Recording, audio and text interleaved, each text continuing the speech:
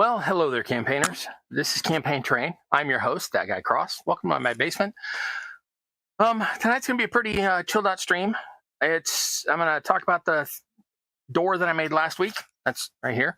I'm gonna discuss the challenge that this was for a little bit, and then I'm going to just be sitting here chilling and gluing sand to lots of stuff, and I mean lots of stuff. I've got 7 of these big blocks,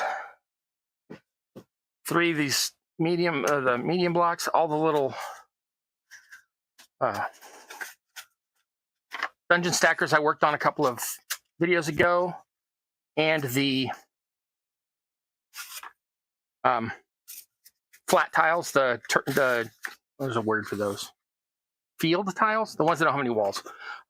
Those are going to get some sand on it. Well, not the field tiles, those won't have any sand on them, but the stairs will. So yeah, go ahead and jump into this. I'm going to switch to the other camera right off the bat here, so I can discuss this and show you some of the things, some of the ins and outs of this. This was a pain in the butt, but once it's there, I'm actually very proud of it. I'm very happy with it. So let me switch the camera on. You know, it always blinds you if I have this light on. So I'm going to switch cameras and turn that light on. All right. Are we focused in the right spot? Close enough. Don't forget my little sign. I like to have that in the video. So let's raise that up a little and move over. There you go. Okay, that's pretty much got me centered where I like to be. And let's turn that light on. And full bore. Make sure that's on full bore. Yep, sure is. All right, let's talk about this door I made. So the trick that I was having problems with last week is getting my head around the fact that all 4 layers needed to be lined up, and I kept thinking that it was going to look offset like this. And this is actually an accident because of minor indiscrepancies in the way I cut it. So this is actually not supposed to be standing proud like this. This is supposed to be more lined up like this. But I don't care. It turned out great. Now let me show you exactly how it works. The 2 pieces are basically like this. I got 2 longer pieces and 2 shorter pieces, and the doors go clink and stick into each other. Now this is just the piece I had left over off the ends of those, so this one's not expected to be perfect, but that's how they work. It's just like that. All right, so we're going to take that and toss that toward, because apparently I can't get it into my scrap pile over there. Now I keep all my foam scraps like that. Here's the pieces I used for patterning for the edges of the door. I don't tend to keep these pieces of card unless they're fairly large, because these are food packaging. I get more of this literally every day. So I don't save the paper ones.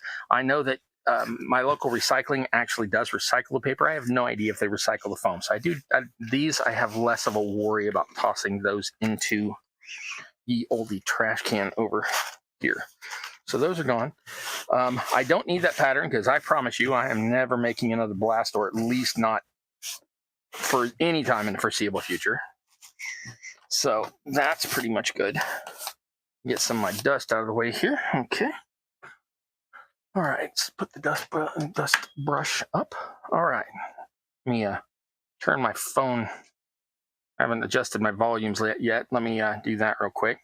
And while I am doing that, we'll talk about the challenge that this was for. Now, this challenge was called the Out of Your Comfort Zone. I do not build futuristic, modern, post-apocalyptic, postmodern. I don't build any of that. I never do any space stuff, modern warfare stuff, anything like that. So this was not really out of my comfort zone. I had no problem building it, but it's out of my zone of things that I normally build. So the challenge went really well today. There were a lot of great builds by a lot of great builders. Kim from Questboard Terrain was on there. She's got a great channel. So if you get a chance, check out Questboard Terrain. Lisa, I'll get to in a minute. Sahak Crafts, that's Sahaak, Sahak Crafts.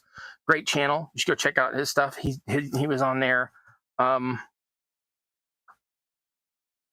Carl who actually held the channel. That's Carl Makes Stuff. That's a good channel too. Carl is spelled with a K. Carl Makes Stuff.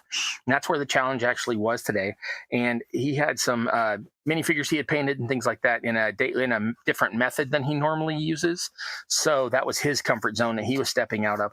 So there was just some great stuff in that video today. So you probably want to go check that out. Again, that's Carl Makes Stuff, and look for his lives. And in the lives, look for the Outside Your Comfort Zone challenge from today's date. Okay, now, after all is said and done, these don't actually work very well, but they work well enough considering that you basically slam a blast door shut and then it's going to take, your various militias or whatever a while to get through it. So here's how this works, and it has little thumb things here where I can catch it and start it going, and then it supposedly moves, but I don't know. I think it shifted over the week it's been sitting down here in the basement. It doesn't want to move, but anyway. And so you can do this from both sides. See how easy that one was? That's how it should work. And then they just slide into each other and nestle in. So it looks basically the same from each side. This is not in the right spot. Okay. So, yeah, that's that. Okay. The challenge also, I put in my Quonset hut, the little space hut thing with the corrugations that you saw me start working on. Gosh, has that been a month ago now? 4 weeks? 3 weeks? Anyway, it's been a while. The date for the challenge got pushed back a couple of times for life reasons. So, let me show you. On this and numerous others, I had gaps in the tiles in between the bricks and such. So those have been filled with sand, and then I put a layer of glue down over it, diluted white glue, and let that soak into the sand. And I made sure that before it dried, there was like this slurry on top of the excess glue and the sand. Made sure to wipe that off, and then let it dry in. So this is the finished brick with the sand looking like grout. And I literally just use builder's grade, normal everyday sand, except that I do filter it through like a just set of sieves, like kitchen sieves, of differing sized gaps. So I can get like 3 sizes of sand out of it. And this is the finest grit. And I don't know if you can see that, but it's pretty fine. Now, in scale with a mini, it looks more like gravel than sand, but nobody's going to care that much. If you're looking at it this close while you're trying to look at it while you're painting it, it looks maybe bad. But if you're looking at it over there while you're, rolling dice and whatever, it's what I heard somebody call it this one time, and I picked it up. I call it 3 foot fabulous. Some people call it table height, table ready, whichever. And yeah, so I'm very happy with these. Now, if y'all remember from a billion years ago when I did the videos on these, all of these have storage in them, but that is unimportant to what we're doing tonight. Tonight, I am putting sand on things that don't already have sand filling the gaps, and sometimes it'll be just for decor, like rubble has been pushed into corners more than for mortar. So that is what I'm doing tonight, is just adding sand. Now, I did think on this to take some regular paint, just white or light gray, dip a toothbrush in it, and spatter it onto things so I had like speckled stone. And to be honest, if I didn't have over 125 pieces of things to do, ranging from double this size down to this size, I would probably do that. But I have too many pieces to go then speckle on camera tonight for y'all. And then so I'm going to start with putting the sand in the little corners of these. And now that's a super simple process. It's just repetitive. So that's what we're doing tonight. We're just chilling out and putting sand on things. So, yeah. All right, let's see who we got. We had 2, lost 1. Oh, well. So I hope everybody's having a good time. I should be audible. Now, I checked last week again, and I checked last week's footage because I always go back and rewatch the videos. Last week, I thought that my microphone had disconnected from its plug-in to the back of the computer over there, and that's not what happened. For some reason, my headset, which is on my head, my mic set, my mouth set, which is on my head, not attached to my hat, and the piece over there that's plugged in, they lost communications with each other because I don't know if you remember, but last week in the video, I turned off my mic and then turned it back on. And as soon as I did, audio started coming out even before I tried to replug the other thing in. So hopefully That will not happen again. I have never had it do anything like that before. It's never, I've had Bluetooth stuff do that, but this isn't Bluetooth. This is normal radio frequency. So whatever. All right.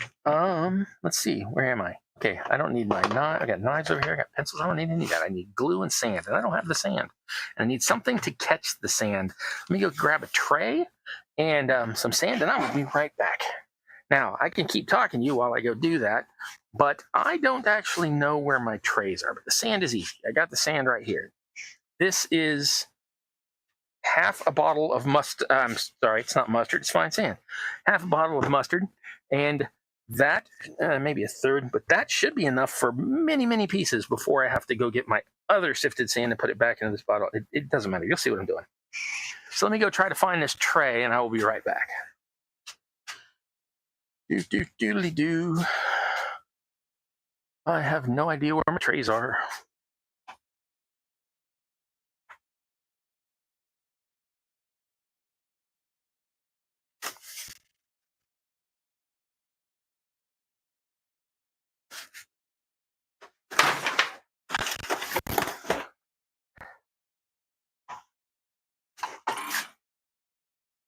All right, my cookie sheets that I use as a catch pan were, of course, under a huge stack of other trays, because of course they were. But I kind of want a larger one this way, because that way if I sling some sand around, it doesn't interfere with too much.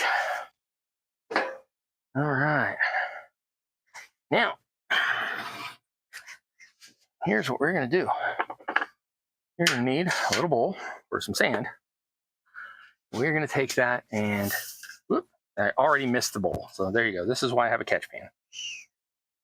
Ooh, that dust is not good. So yeah, probably should be wearing a breather, but only for this part. After this and the dust settles, it'll be fine. I'm just blowing it away from myself. Okay, that should be plenty. That should be way more than plenty. All right, so we are going to start taking these, and I just realized I am going to have a problem. That's all right. I may be doing less of these than I thought, because I got to spread them out. I can't put the glue in, put the sand in, and then put them back into the tray like they were, because they'll stick to each other. So I'm going to have to take these and set these back out on drying flats again. And I use these, which is multiple layers of cardboard, either just flat, normal everyday cardboard, and I cross hatch them. Like this layer's running this way, and the other layer's going to be running that way. I don't know if you can see that, but I cross hatch them so that it gives them more stability. You can use any regular cardboard that'll work for this. A lot of times I use I don't eat pizza, but my housemates buy pizzas, the frozen kind. And so I've got a lot of them that are circular, or they order a pizza, and I have a lot of that are slightly smaller than this because they get the smaller pizzas. So any cardboard you want. These make great trays for all sorts of stuff. You can set drying stuff on them. I have these that are just large enough for 4 of these across. So it makes it really convenient for carrying like 16 at a time. You can use if you use these for painting on, you never worry about getting the paint on them because it's just cardboard. So what are you going to do? Worst case scenario, this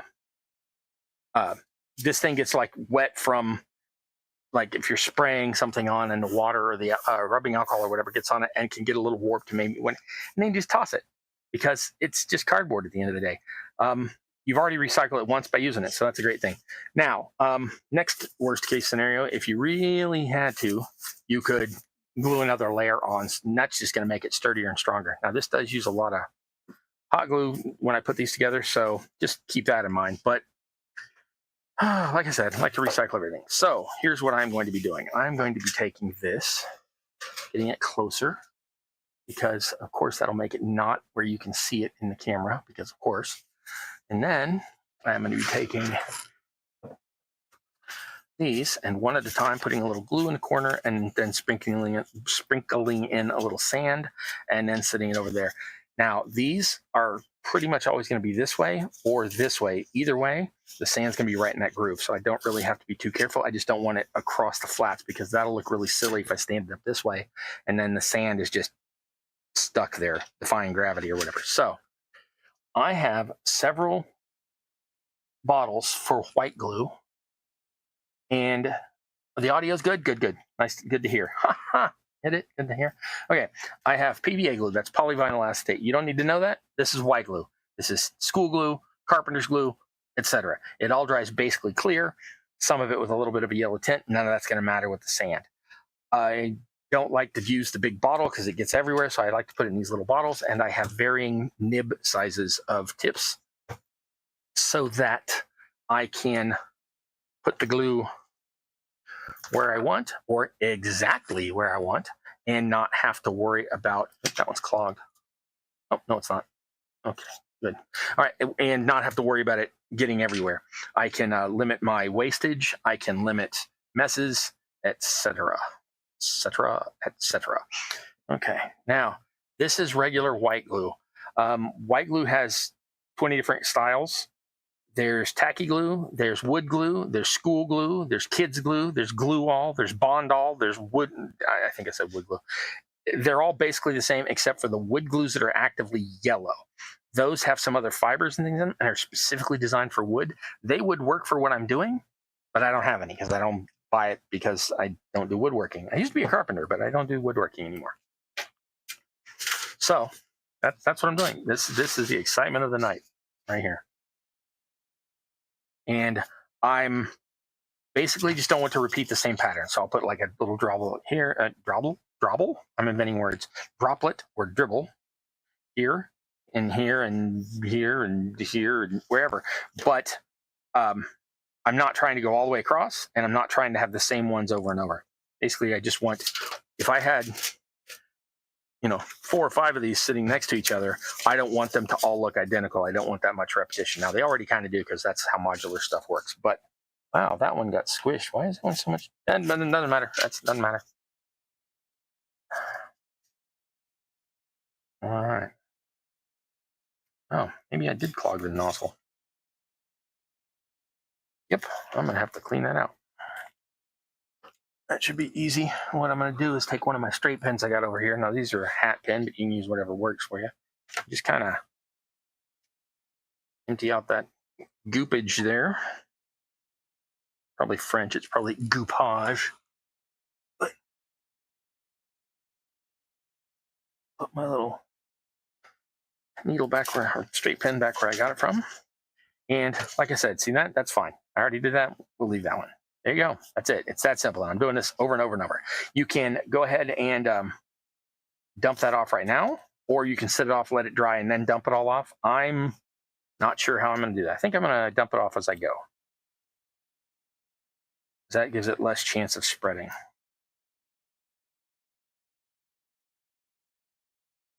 A little bit here, a bit here, a little bit here, and that's it. Now, once all the sand's in the little corners of things, I will come back. There will be another stage to this where I come back and put moss and greenery in those same corners.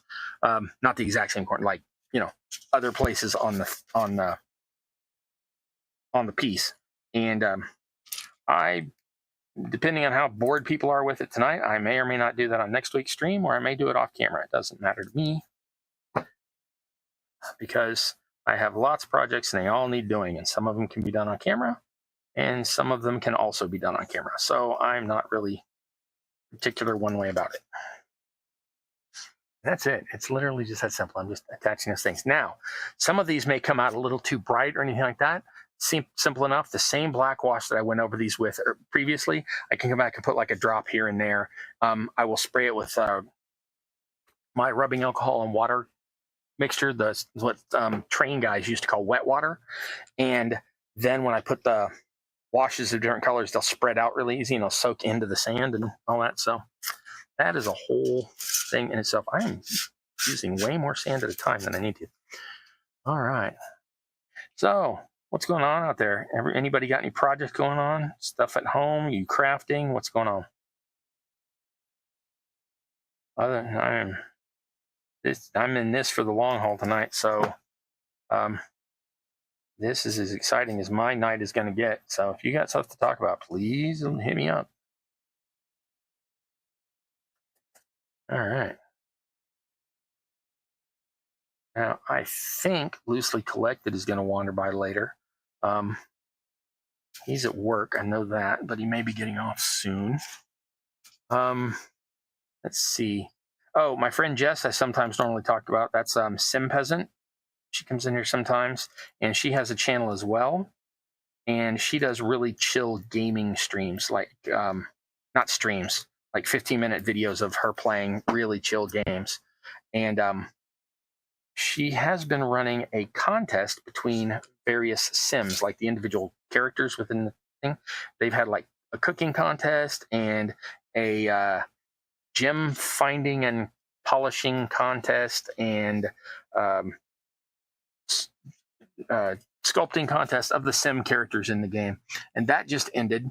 Shout out to Maeve. That's one of the characters. Maeve won with a bunch of extra points because Maeve kicked butt, especially in the cooking right there at the end. So that won't mean anything to any of y'all, but for whoever plays Maeve, good job. And next week, which will be actually sometime this week, depending on how you look at it, Jess, Sim Peasant, will be going back to playing Palia because there's been an update, and he's pretty excited about showing that off or finishing a quest that's in there for that difficult to love character named Subira. I like her, but I can see why some people don't. And Subira's got a quest. If you know what's going on, if you know what I mean in Palia, then you know what I'm talking about. If you don't, this won't matter to you at all. But Palia is a super chill game. It's basically I guess it's really just social sim. You just talk with each other. I look at it more as because of my interest in it, I look at it as kind of a farming sim. I go out and I hunt things, and I go out and I fish things, and I go out and I track things down. By hunt, I mean creatures, and by track things down, I mean objects, because those give me advancement, and the advancement lets me work on my garden. My garden actually makes me a bunch of money. My money helps me buy decor. So there you go. It's, like I said, super chill. There's nothing to it. There's no PvP. There's none of that. So if you want to do that, give Sim Peasant, that's the name of her channel, Sim Peasant, a watch and see some really chill stuff. She never really does the shoot 'em ups. The closest she's gotten to a shoot 'em up, she played some Alice in Wonderland kind of game a while back that was pretty creepy and disturbing. I kind of enjoyed the game, but it was not her normal stock and trade. So yeah, let's see, who else can I talk about? Oh, I mentioned Lisa. Lisa's one of my Patreon patrons, and also was involved in today's challenge that I was talking about earlier. Her only social media presence is her Discord, and a lot of us like to hang out there and just shoot the bull and talk about crafty stuff. So if you would like, I have links to her channel, her Discord in my down belows. So if you look down there, you'll find the link to that. And that is Dungeon Matron. Her name is Lisa. And let me toss that up real quick. So there you go. These are my patrons. That's the first one there, Dungeon Matron. Now, I also have Patrick Walther, longtime supporter of the channel. Really appreciate all the help. And that is excellent and great. I have Digital Calibrator. Digital Calibrator is a personal, in real life friend, comes over to the house, has helped with several different things. So between some financial support directly from Dungeon Matron and some physical coming over and helping me with stuff support from Digital Calibrator, that's why you can hear me. And to great extent, that's why you can see me. Well, not me, my hands. See what I'm doing.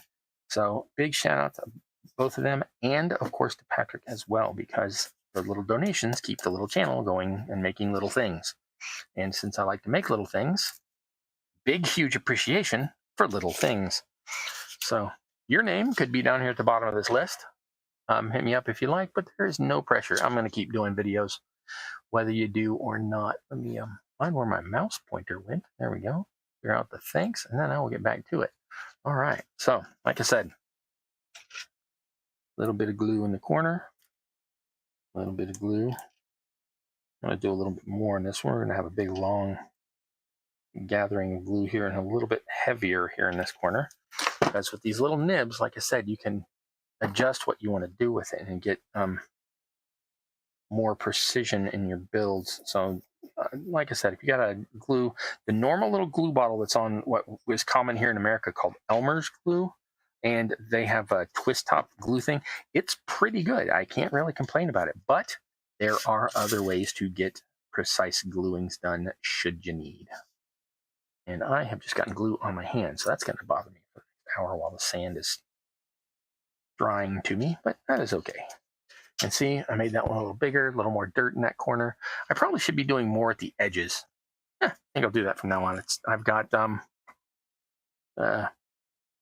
16, I've got 22 left of these, so I guess I can sort of change it up a little. All right. The end, good to see you again. Just built my first squad of new Terminators from Warhammer. Nice. I have not seen the I don't know the I don't know enough Warhammer to know which ones those are specifically, but I know I've seen some because I got a friend that has live streams where he builds squads, and then he also sometimes has terrain builds for 40K, and he also has battle reports for some as well sometimes. And so I am absolutely positive I have seen some, but I couldn't tell you off the top of my head what they look like or the lore behind them. Now, I know that Mrs. Lynn, who's also watching, knows a little bit about the lore, but I don't know if she knows about the Terminators. I know Terminators are like bigger battle marines. They're like the heavy infiltrators or whatever, if I recall correctly. But yeah, I'm not the expert. I cannot claim to be the expert. See, there you go. I like it in the corners better. I may toss a little bit underneath this one as well, just because it's got kind of a large gap. But on the other hand, it's got a large gap. Maybe it doesn't have any collecting down there. I have no idea. But it does now. Okay. All right. I don't know. Looks a little, yeah, I'll leave it. I don't care. It'll all look good on the battlefield. And if at worst case scenario, next round, when I go through with the mosses and stuff, I can cover up any mistakes I'm making now. That's the wonderful thing about moss and foliage and stuff on stuff, is that if you mess up, put foliage over it. Nobody will care. That house I built 5, 6, 7 weeks ago, I've got spots on the roof that I was like, that looks like garbage. But as soon as I stuck some moss up there, no one but me is ever going to know. Well, and then I told y'all, but I think I may have told you that when I was putting the moss on.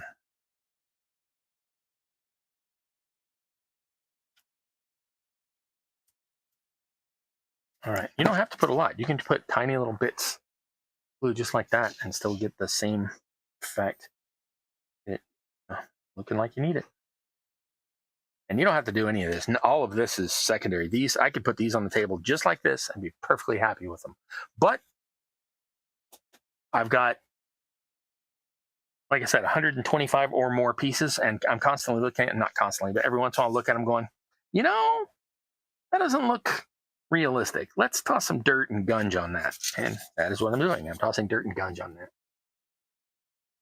Heavy infantry, exactly. Okay, they're like get the melter, the heavy melter. Yeah, I got you. Mech walkers, then regular space marines and power armor. Okay, so there's somewhere between a normal marine and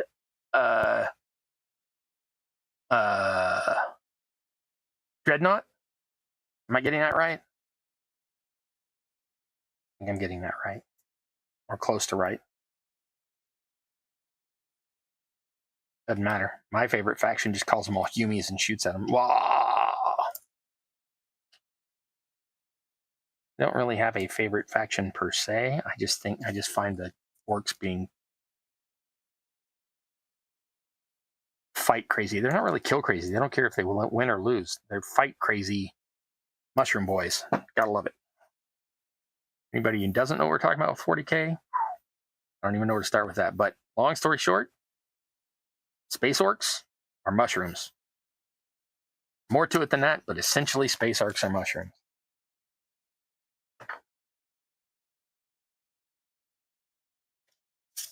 If you're like, what the hell is that? Yeah, don't worry about it. If now 40K already appeals to you, y'all are already looking up going, wait, they're what? Yeah. That is cool too.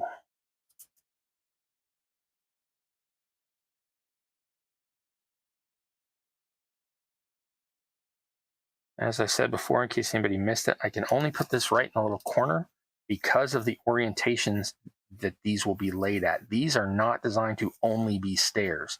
These are designed to be placed onto the field in any number of positions. You can put them, stack them in a cube. You can stack them in a smaller, like rectangular plinth. You can stack them against each other like that, where it'll make like a little table or a little bridge. You can put them together at the top, and with suitable application of a couple others, you got an instant pseudo house. If you need a house, if you need a temple, you can put them stacked on top of other things and build. They're designed for all sorts of different arrangements. So since some of them will be going this way, some will be going this way, some will be going this way, the sand really doesn't, if I put it across the flat part, it's going to look a little odd later on. But yeah, still going to look weird if you stand it and it's in the corners, but not all that bad. So yeah. All right. It may or may not be referring to dreadnoughts, which are little mechs with damaged space marine inside. I would love to get my hands on those new Saturn guys. Orcs are awesome. Yeah, orcs are they're the coolest faction. Even if you don't enjoy playing them or you don't like their specs, it's just the lore of just, I don't know, the psychicness and the fact that they think, yeah, the orcs are great. One of the few, I am not the biggest fan of GW, like by any stretch of the imagination, but they nailed it with the orc lore. The orc lore just makes me giggle and gives me happies.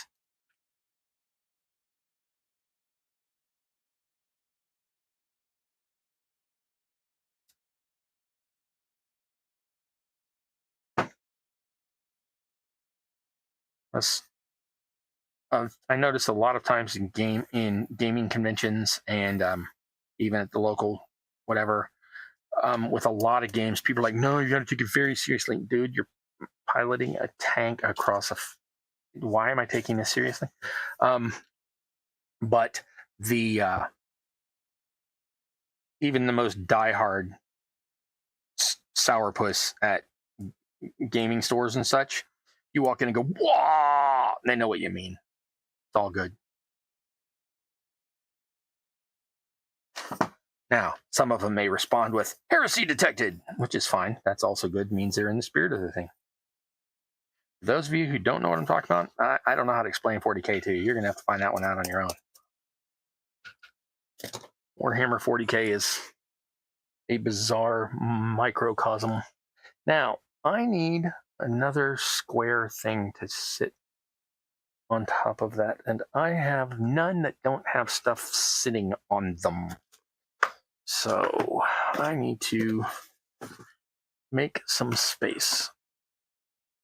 Now, I could switch it up, and instead of, no. I mean, I will. Yep, I'm going to do that. I'm going to go find a place to put this flat, and I will be right back. And then I will do something other than stairs after stairs after stairs after stairs. We will set that right there. I know you can't see me, but trust me, it's not too far away. Already back. And now I'm going to do sort of the same thing with a whole bunch of bridges. Yeah. I'm still gonna need that flat though, so I gotta dig for something real quick. Let me lift this whole stack of junk. Got me another larger flat. Like I said, I paint on these, I put texture on these. These are my indestructible crafting boards made out of cardboard. And even if they do get destroyed, so what? I've already recycled them once. I'm feeling good about life. So I'm gonna need to move that back over. Move that over here. Sit that over. No. And then move these out of the way. And then take all my little bridgy pieces. Sit them like this. Now, I specifically get a giggle out of sitting them like this because my patron, who I already spoke about, Lisa, likes it when they look like aqueducts. So setting them like this gives her giggles, makes her happy. So I've sent her a picture of them set like that before. So that's what I'm doing. I'm taking all these. Now, some of these are my breakdown bridges, but I think I either already set them here or they're sitting somewhere else entirely. I think one of them's over there. So anyway, I've got some breakdown bridges. I did a video one night where I showed how that was done as well. So yeah, these are super duper, these are just bridges to get between my city blocks, and they are super versatile. I've got 3-inch wide ones, I've got 6-inch wide ones, I've got one 9-inch, and I've got this one 12-inch one, and they can be used as aqueducts, viaducts. However, for those of you who do not know and wish to, some people don't know and don't care, but if you don't know and wish to, a viaduct carries traffic, and an aqueduct carries liquids, generally water. But I've heard that technically, if you were transporting something else, such as oil or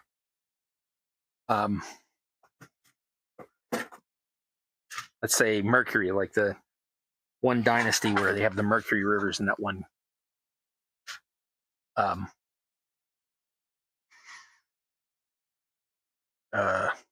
temple. It's not a temple, it's a mausoleum for a emperor that died. Anyway, then I guess it could be used for that as well. Let's see, what have we got?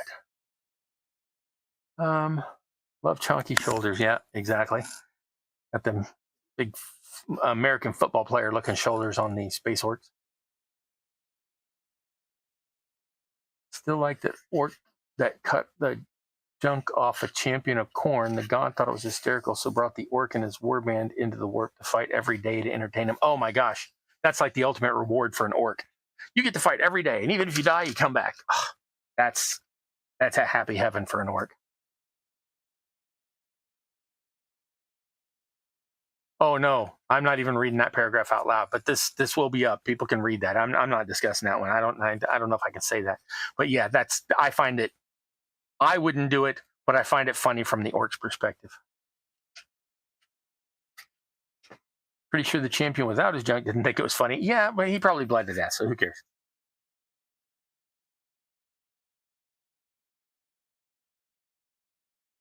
Now, I'm going to put a lot more in these because these are roadways and these will only get set one way.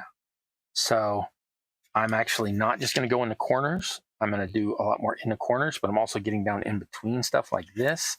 And I'm also going to do some in the in between areas and such. So this is going to look like, a roadway that's got dirt and dust on it. So I'm going to put a lot more sand on this one. So yeah, here we go. I'm just basically running all the way across, a couple gaps here and there just because why not? Squirt some down in the holes. And then hit the one side. And then when I tilt it the other way, that's going to get the roadway surface pretty thoroughly. If not, I can always cover it. And then more there. And oh, I hate that noise. Okay, so you can't really see it, but it makes a difference. It's the little tiny things when you're looking at it at table height, that like the corners don't have any gaps, things like that. And then, like I said, some of this is going to get little tiny bits of grass and greenery and moss and gook in it, and it will all look good. Like this right here, there's a big gap under this rock, which is just, or brick or whatever, and that's just weird. So I'm going to fill that in, and basically anywhere where I've got a gap, you see where well, you probably can't see where I'm putting the glue. There you can. Okay, so any place where I've got a wider than normal gap, I'm just putting a little glue in there, and then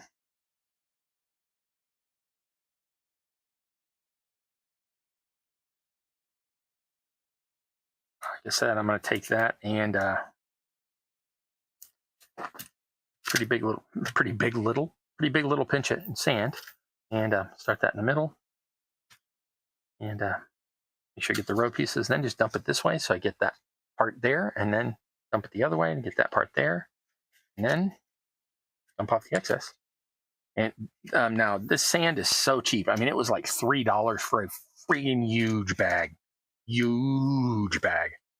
Like 50 pounds, 80 pounds, something like that. So I'm set for sand for the rest of my life. So I will, because I've had to bother to sort it and all that, I will pick all this up when it's said and done. Actually, I'll dump it to one side, but you get what I mean. But this is so cheap, you can literally just go grab sand out of the backyard or whatever.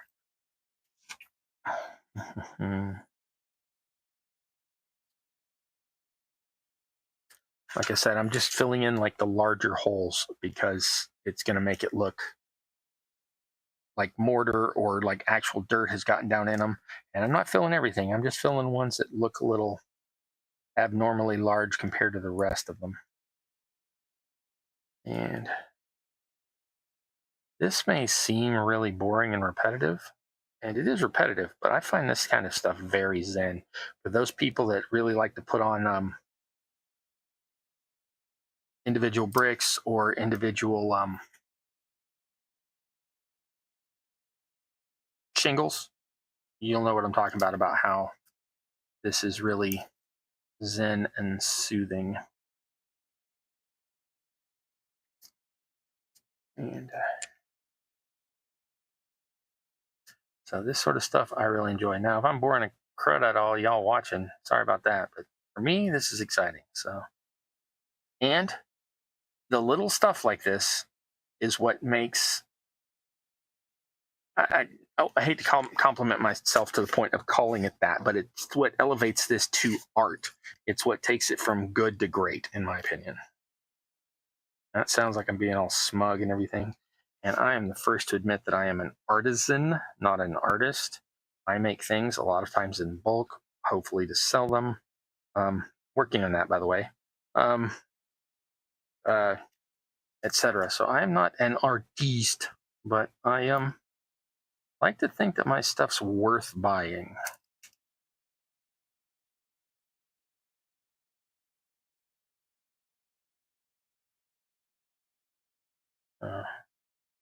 When I say that this part of the stuff is where it really gets elevated for me and makes it nicer, I really mean it. That's not me just being all hyperbolic.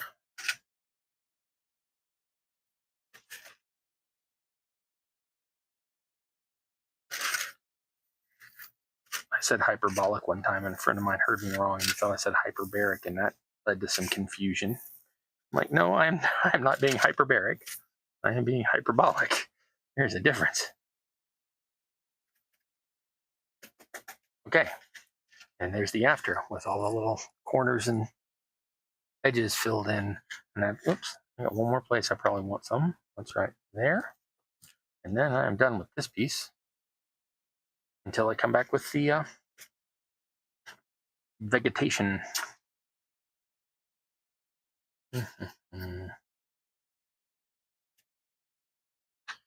All right, I'm missing things. This might an orchid typically over the top range. Okay. So the same helps add variation and cover any mistakes. Yeah, or sand cover any mistakes. Yeah.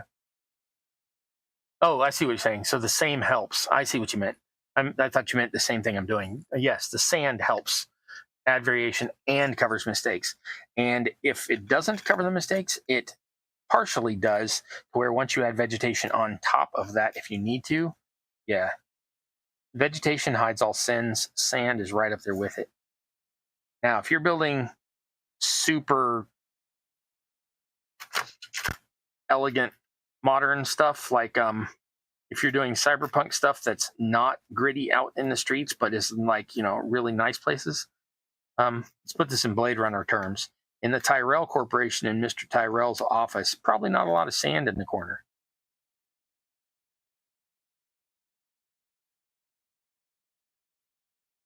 Unless the Tyrell Corporation's offering sand as a commodity that week, in which case, who knows, all bets are off.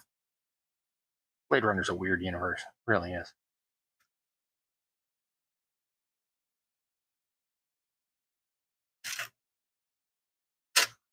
Especially after. I'm not gonna complain about Blade Runner right now. I like Blade Runner. I don't know why I'm complaining anyway. But there's some parts of Blade Runner that are just like, really? That's what we're doing? Okay.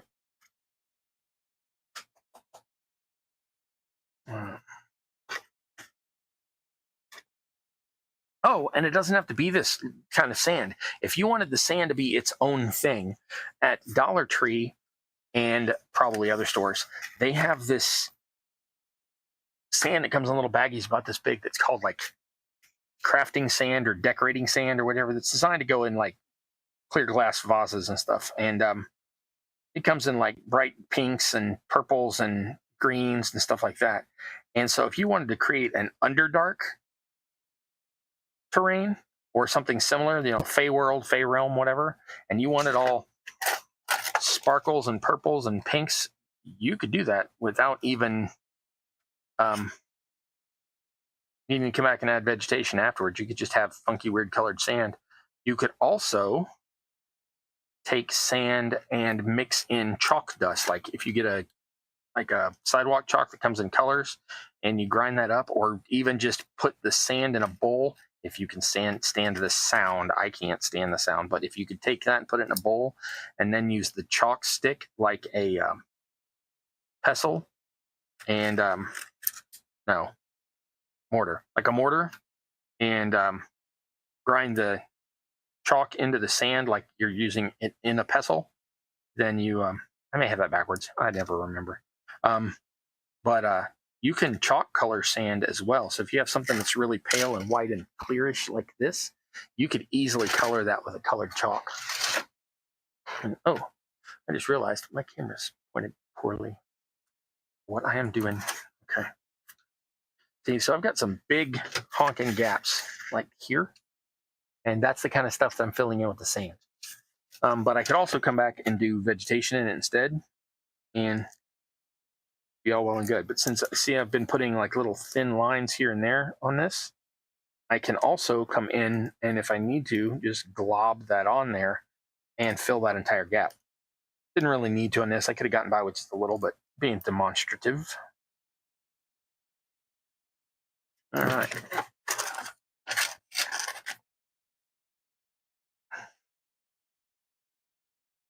So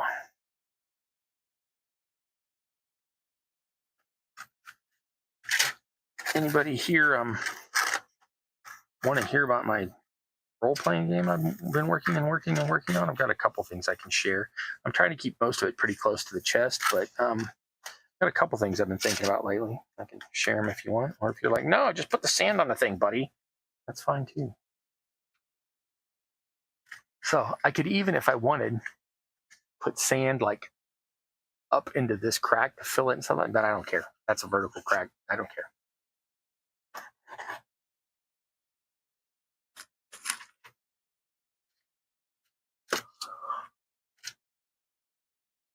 Flock is any, technically the sand is flock. Any dust that you put on it, as opposed to a grass that you put on it, any dust that you sprinkle onto things or anything is flock. Flock originally was fabric fibers that were cut really small so that you could make fuzzy stuff like flocked items, like the fuzzy things that came off feeling almost like velvet. But that's from fashion industry literally like 1500 years ago and since. But flock is pretty much any dust. I do have sawdust flock. I do have ground up foam flock of varying thicknesses. It can be used larger chunks for shrubberies, and that's generally called there's a term for it and I'm completely lost it right now. Clump foliage. It's called clump foliage. But if you grind the same stuff finer, then that can be used for flock. I have seen sand like this ground up with paint. Not ground up, but painted. And then once the paint broken back up into little green chunks, and this used as plant light. So anything like that is flocking. Flocking is what you do with it. Flock is what it is. So Now you know all the flocking nomenclature. But that joke was old before I was born.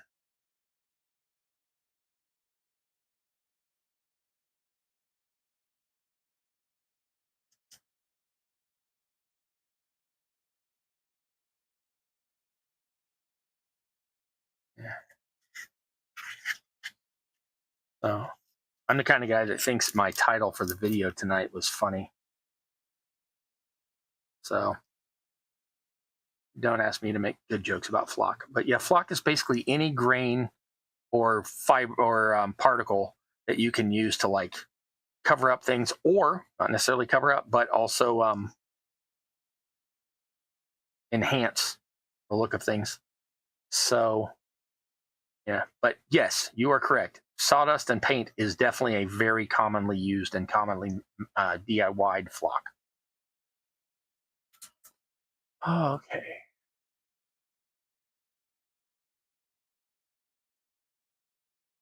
The original Blade Runner. Now, when you say original, do you just mean the not 2049, or do you, or whatever it is, or do you mean the specifically the one with the narration that was first in the theaters?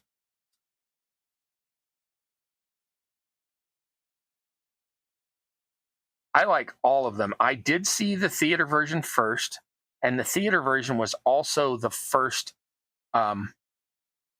cable release. I'm old enough that I remember cable releases when movies didn't come out after they would be in a theater and they wouldn't come out for a year and a half on cable, rather than, you know, the same day release or anything like that, because I am an old guy.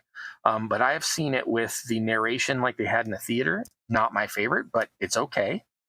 I have seen the remixed, redone thing where they just absolutely try to convince you that Deckard is a replicant. He is not. And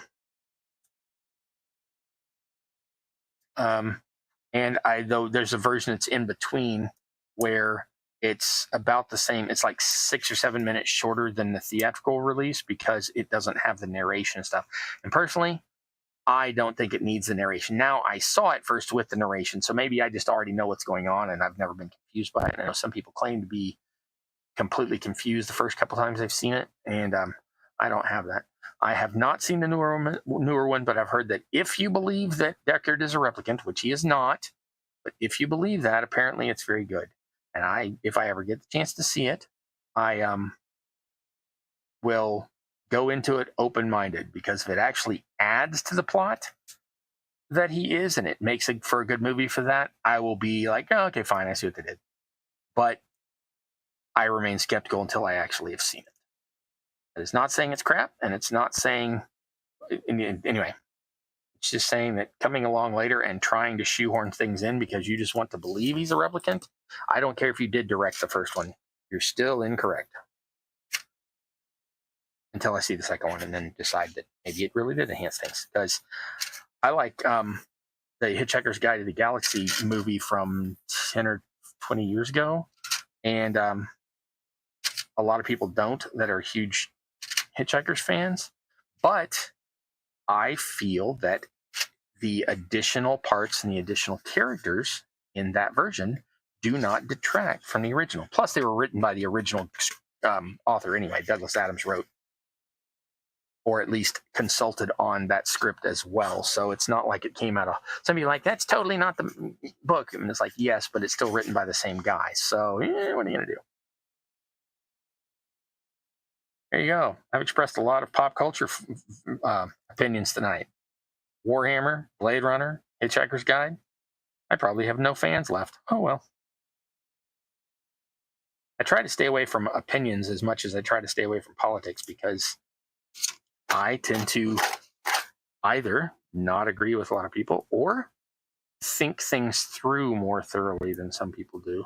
And both of those tend to irritate some people. I am not politic enough to worry that much about stepping on people's toes.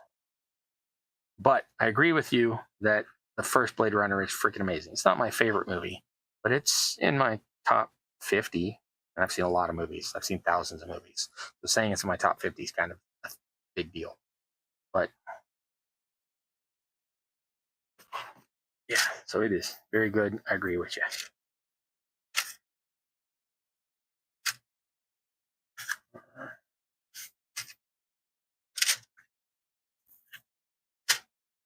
I'm probably the one person I know of that likes the newer Hitchhiker's Guide movie. What do you mean newer one? That's the only one. No, there was the TV made thing that I consider a TV movie, even though it was played over 6 nights from the 80s. And I enjoyed that. Quite enjoyed that one.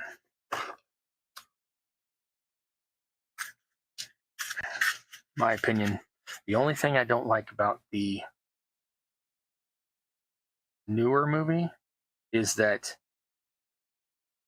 in the book, Marvin is described as being quite tall, and they made him not tall. And I thought that was a little strange.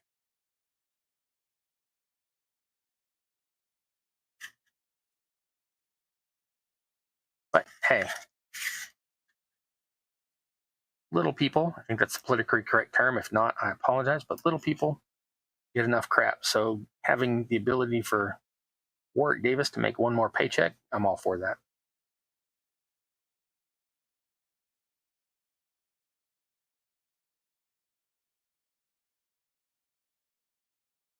And even Douglas Adams himself said the only character that really matters is Arthur has to be a British man. And Arthur was a British man, technically a Scottish man, I think, but close enough. That's Britain, not England.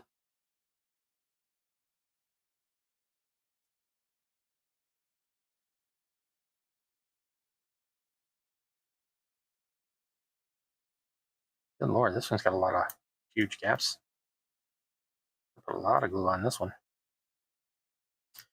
That's all right. I don't mind. It'll all look good in the end. All right, the glue onto this one. We're almost done.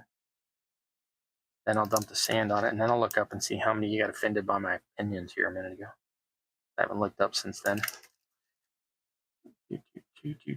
Wow, this is a lot of big honking gaps.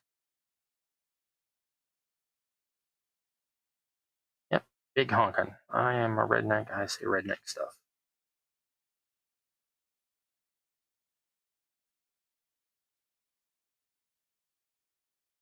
Yeah.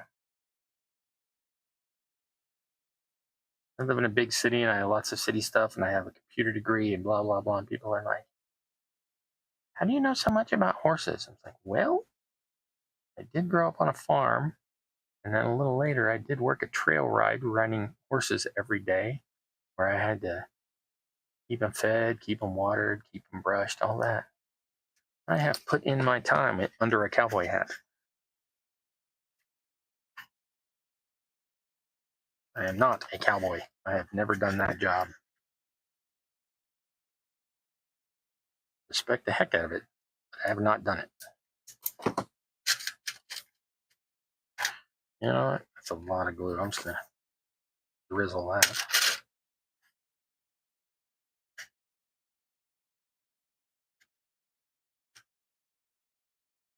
Okay.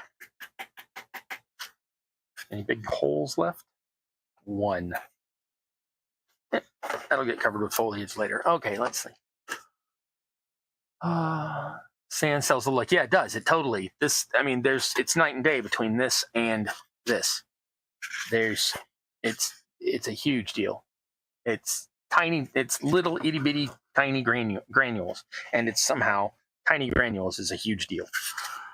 The original theatrical release was fine. The director's cut was even better, but I can watch any. And even the new one, and I'm very happy. I also strongly believe he's an android based on the book. He's not. That's the thing. He's not. He is a human in love with the android. That's the thing, is that he acts so cold and aloof and more like an android than the android, who is very passionate and gets angry over things. I don't know. And blah, blah, blah, blah, blah. I haven't read it since the 80s, so it is about an android, but it's not about Deckard being an android. It's about all the other androids. It's about him being robotic, even though he is a human. It's almost a sardonic pun of more human than human, based on the way Deckard acts. But again, I haven't read it since the 80s. I've seen the movie a lot since then, like probably 100 times since then. And by the movie, I mean whichever version. But the parts that I really am amazed by in that movie is, I know people that have seen that movie 20, 30 times, and they love this scene and that scene and blah, blah, blah, and then thing. And then I tell them, yeah, and then, you've got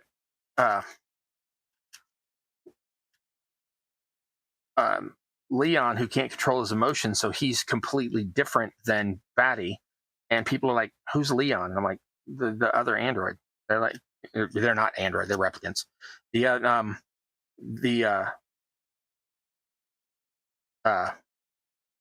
replicant was made for the movie. That term, they were called androids in the book. But I'm like, the other male replicant. And they're like, there's not another male replicant. It's Batty and the two women. And I'm like, no. They're Leon. And then I remind them, the guy who shot the guy through the table. Spoilers. If any of y'all haven't seen Blade Runner, yeah, you're 45 years too late. I'm like, the guy that is being interviewed and he shoots that other cop through the tabletop. And they're like, oh, I vaguely remember that. I didn't know he was like part of it. And I'm like, yeah, he's part of Batty's crew. He came to Earth with the others. And people are like, he what?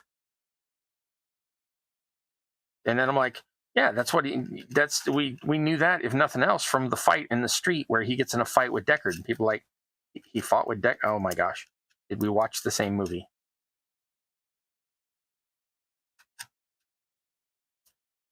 It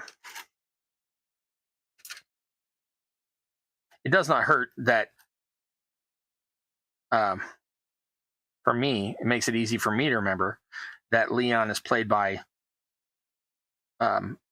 literally my favorite actor ever.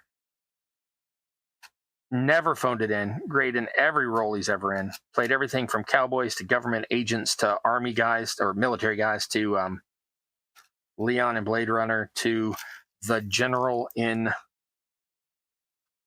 Fifth Element, the guy that gets frozen, or not frozen, refrigerated in the and then giving him the ticket for the when they rigged the contest. People are like, that's not the same guy. I'm like, yeah, it is. The guy from Blade Runner? Yes, it's the same guy. His name was Brian James. He was an amazing actor and never, in my opinion, got enough credit. I think he is in the Actors Hall of Fame. So, maybe. I could be wrong on that. But the other thing that amazes me is how big of a science fiction and fantasy guy actually was Rutger Hauer. Well, he literally ad-libbed, not really ad-libbed, he repeated the same thing repeatedly during the filming, but he basically created that entire poem that he says in the rain, Tears in the Rain. He basically created that poem himself the morning of the shoot.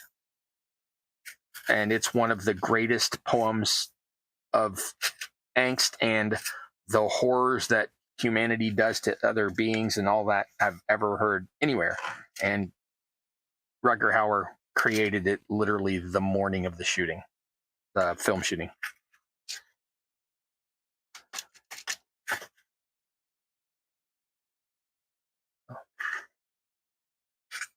There you go. Heck of a difference. I could fill that one little spot in. The one little discrepancy makes it different. All right, take a look at this before I go adding the glue so you can see what it looks like after. All those gaps and holes to be filled. Yeah, Fifth Element is fantastic. Everything Luc Besson does is amazing. Some of it doesn't get the love it should, and some doesn't get the budget it should. But yeah, Luc Besson's freaking amazing.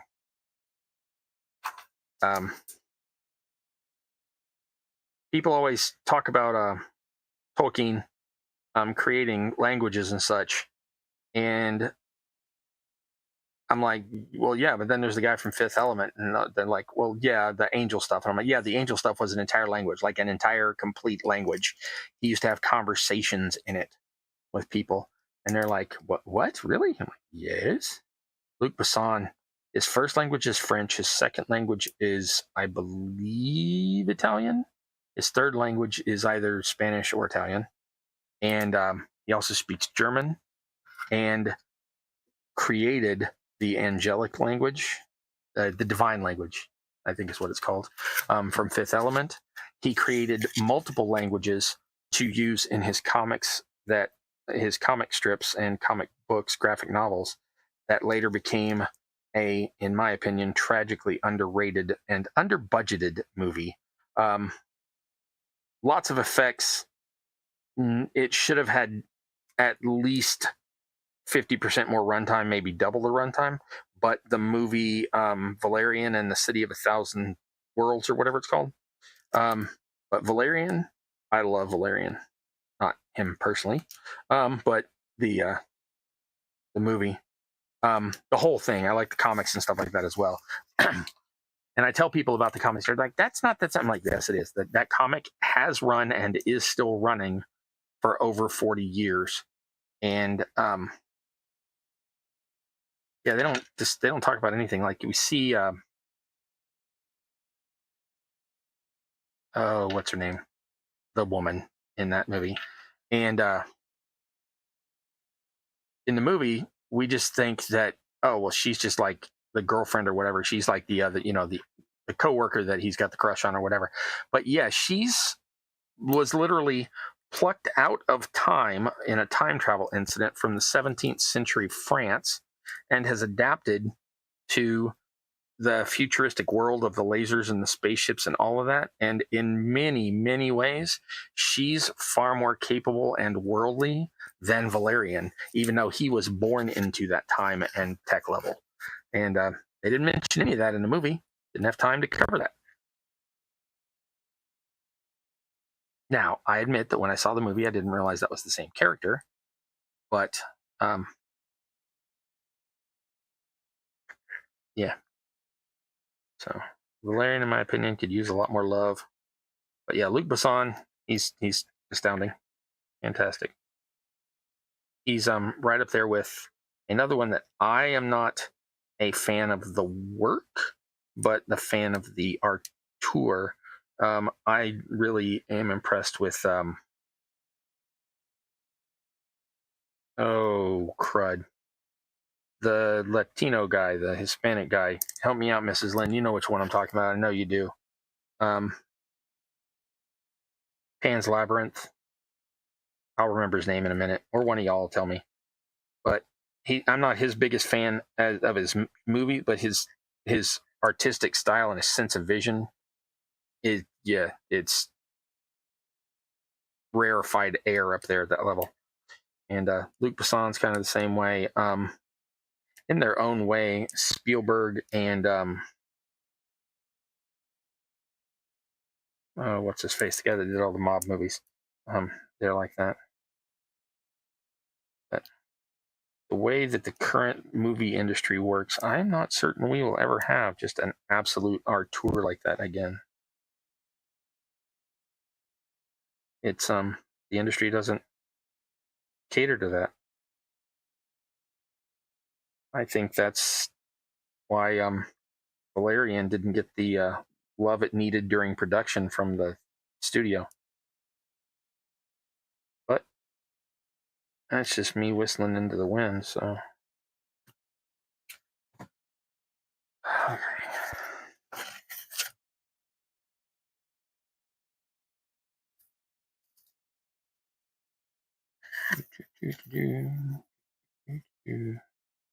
Lots of sand, lots of sand. Okay.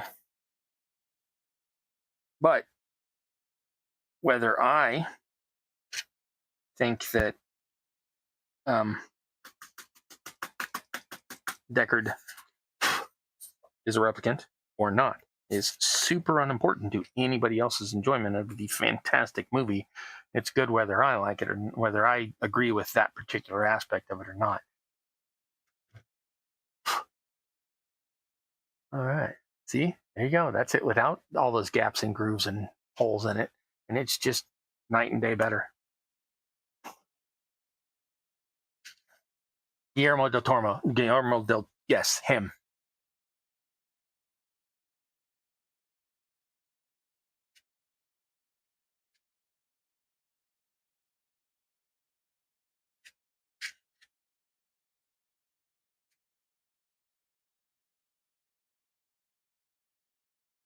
So, yeah.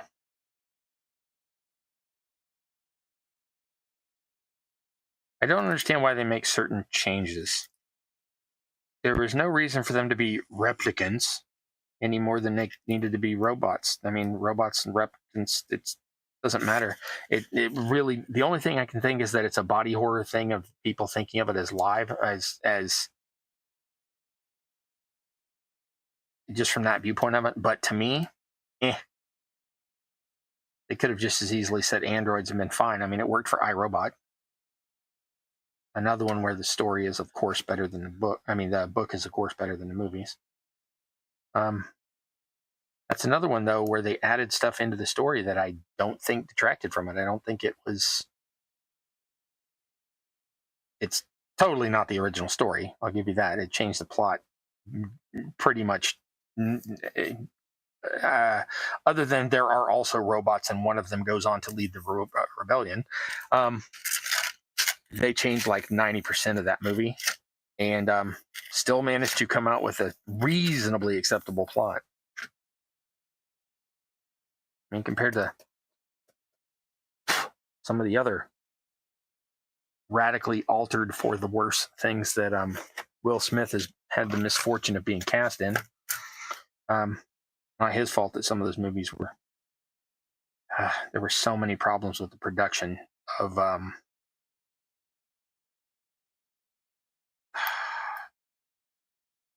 can't remember the name of the movie because every time I think of it, it reminds me of a short story I read one time called Earth Ever After.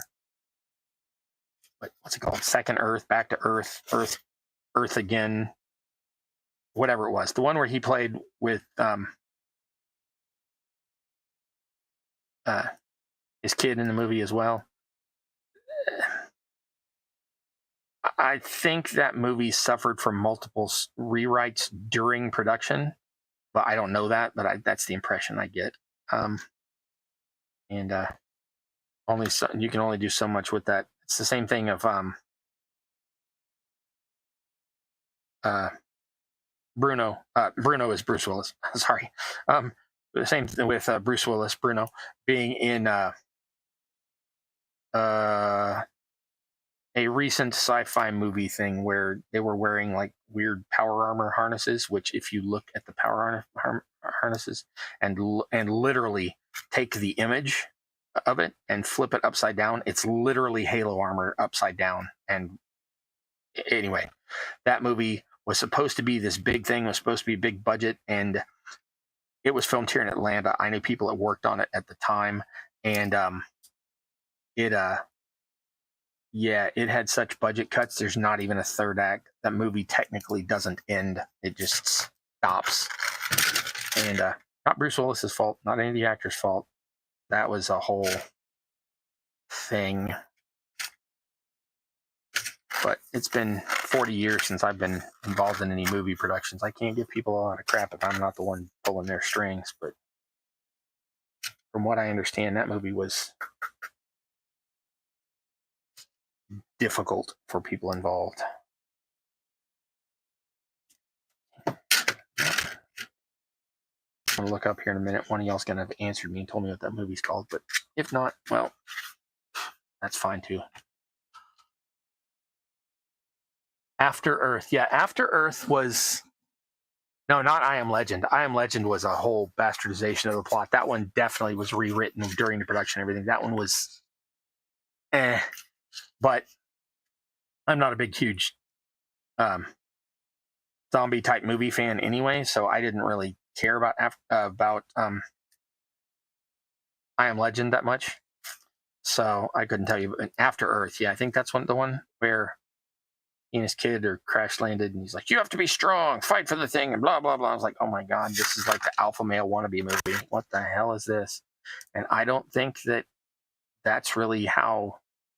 I know he was involved in some of the production of that himself, Will Smith, but I don't think that's really the way he thinks or any of that.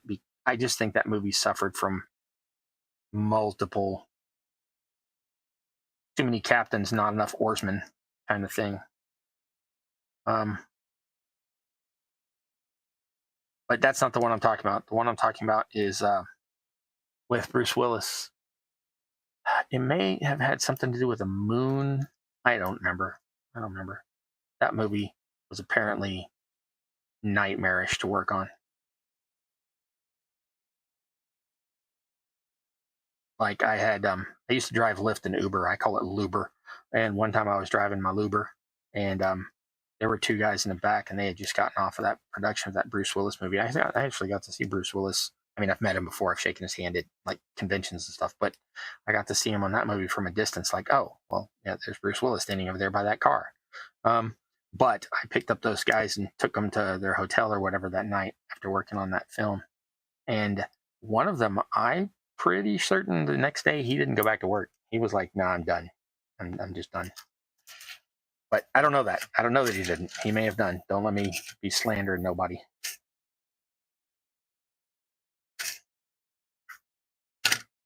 But I do have friends that have seen that Bruce Willis movie and been like, "Yeah, don't bother." Yep. And kind of the impression I was under.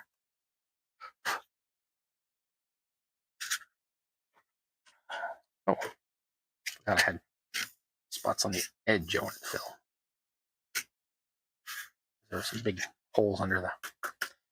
I cannot believe how much of a difference a little bit of grit in the corners makes. I mean, literally, just compare those two. Holy crap. And these two are the same ones that I made at the same time. I can tell by the coloration and the style of it that these were ones that I made at the same time. And that little bit of sand makes all that difference.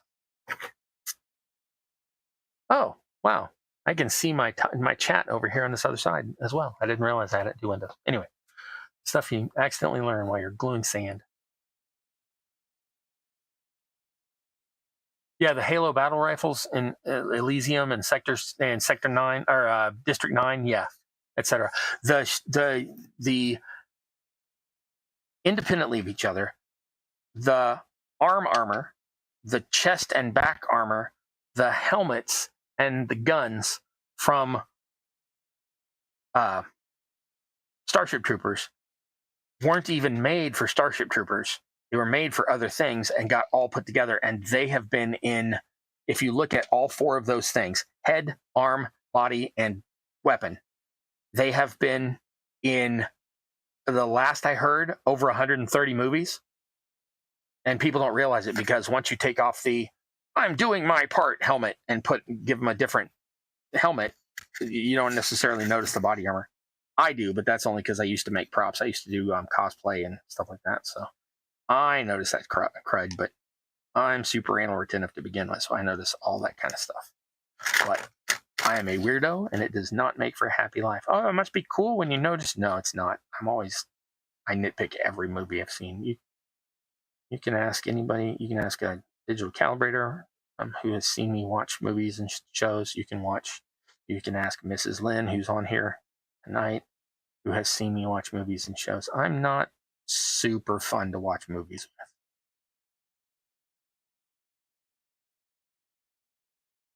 I nitpick everything in real time. If I've never seen it, I will still talk through a movie and be like, well, that doesn't work because, well, don't get me started on bullet physics. But a thing about bullet, no, I'm kidding. That's a joke.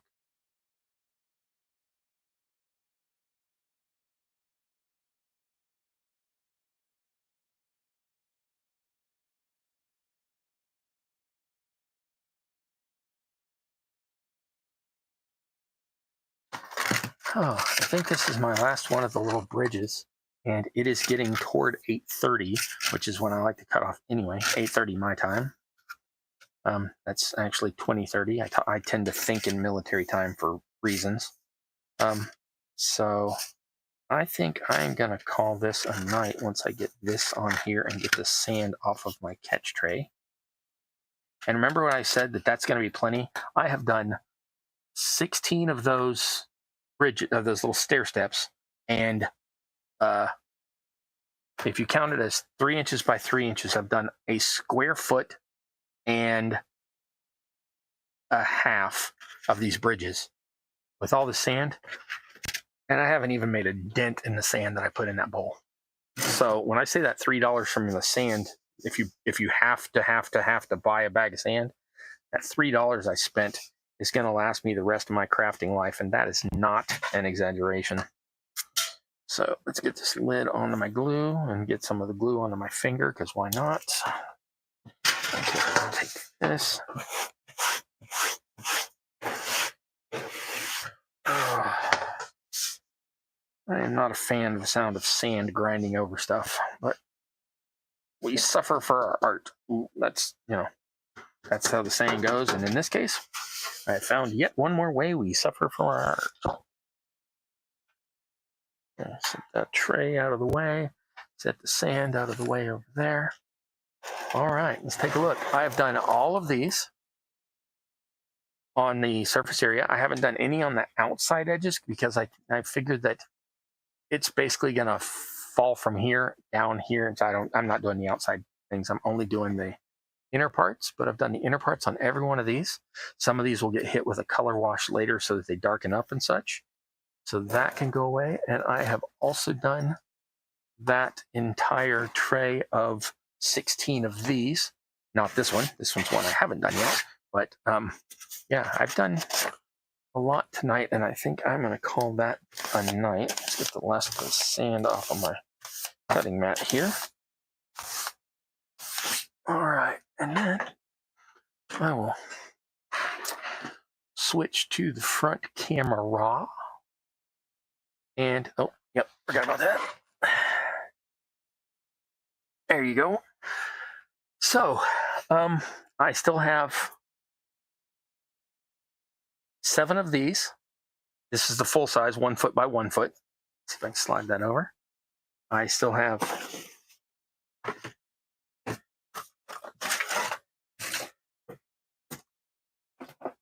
7 this size. Just some little cracks and such like this that'll get it. This one's not going to have too much, but some of them need more. I've got 3 of these, but they're actually already done with the sand. This one, and this one that's kind of buried are all done with the sand. So I actually don't need to put sand on those, but they will get greenery and shrubbery later. I have, this turned out so good. This is my favorite. This one's been sanded. I'm actually going to switch that out of the camera. It's going to be a little dark because I'm not switching on the, oops, I guess I am switching on the light. That's not what I meant to do.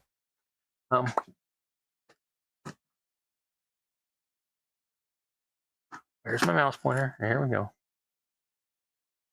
Okay, as you can see, I've put the sand in that, and it ends up filling in like ground. I've brushed off the excess.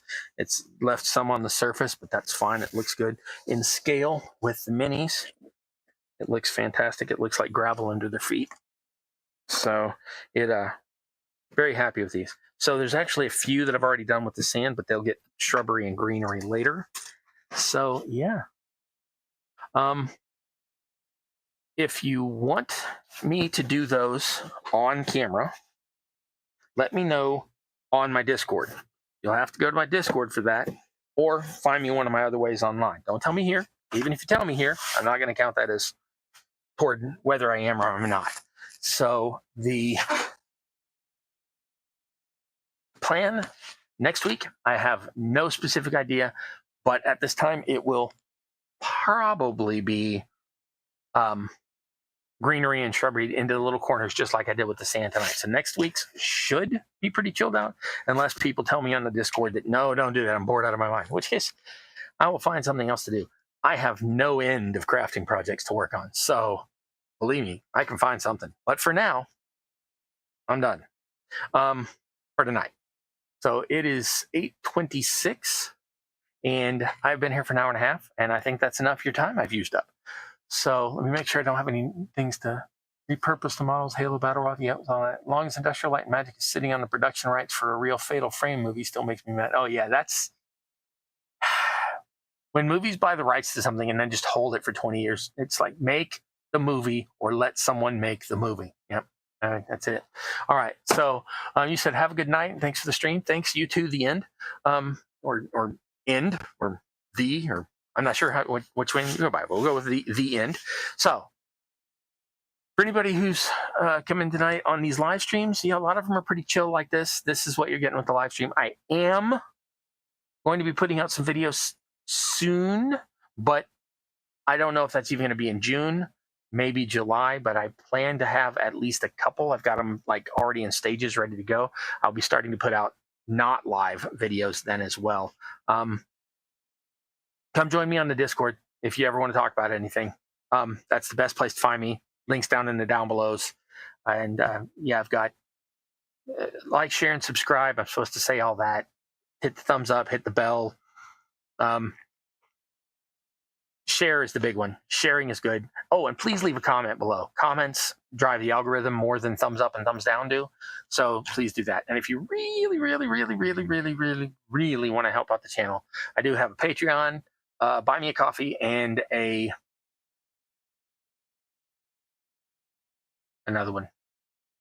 Anyway, but there's no pressure there. I'm still going to come back and do videos whether you do that or not. So I appreciate it. I love that every one of y'all that comes and listens to me ramble on about crafting. I hope I can inspire some of you to build some of your own things. So I love you. This is Campaign Terrain. I'm your host, That Guy Cross. This is my basement. And until next time, I wish you luck in your campaign, whether that's in real life or on the table. And I do thank you for coming. Thanks.